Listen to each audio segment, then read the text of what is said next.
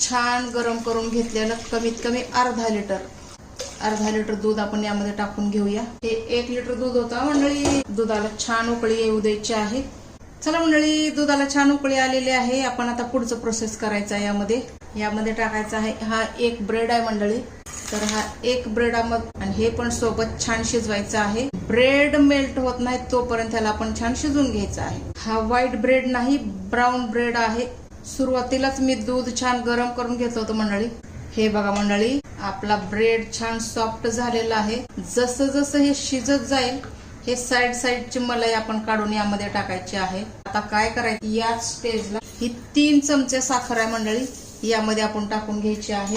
सोबतच टाकूया 2 चमचे दुधाची पावडर आहे मंडळी। दुधाच्या पावडरमुळे काय होईल, हा जो आपला होणारा पदार्थ चांगला घट्ट होईल। दुधाची पावडर जर तुम्हाला असं टाकणं शक्य नसेल, थोडं कोमट दुधामध्ये मिक्स करून टाका। यामुळे काय होईल, गुठळ्या होणार नाहीत, लम्स होणार नाहीत। आता या मिश्रणाला आपण एक चांगली उकळी काढून देऊया।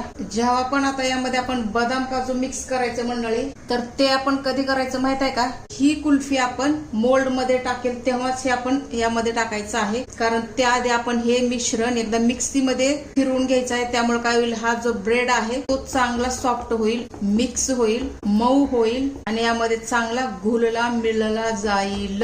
हे जे ब्रेडचे तुकडे आहेत ना ते दिसणार नाहीत जर आपण मिक्सीमध्ये चांगलं थंड झालं थोडं मिक्सरमध्ये फिरवून घेऊया आपण। चला, हे बॅटर चांगलं थिक झालेलं आहे।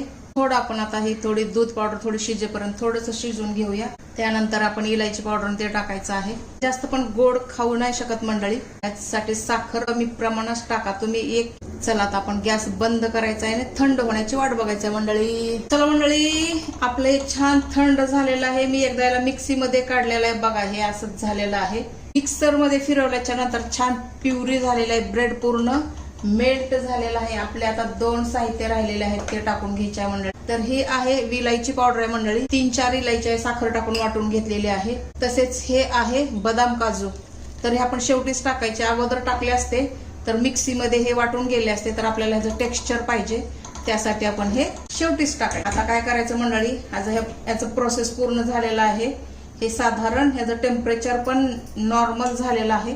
आपण आता हे मोल्ड मध्ये भरून घ्यायचं आहे।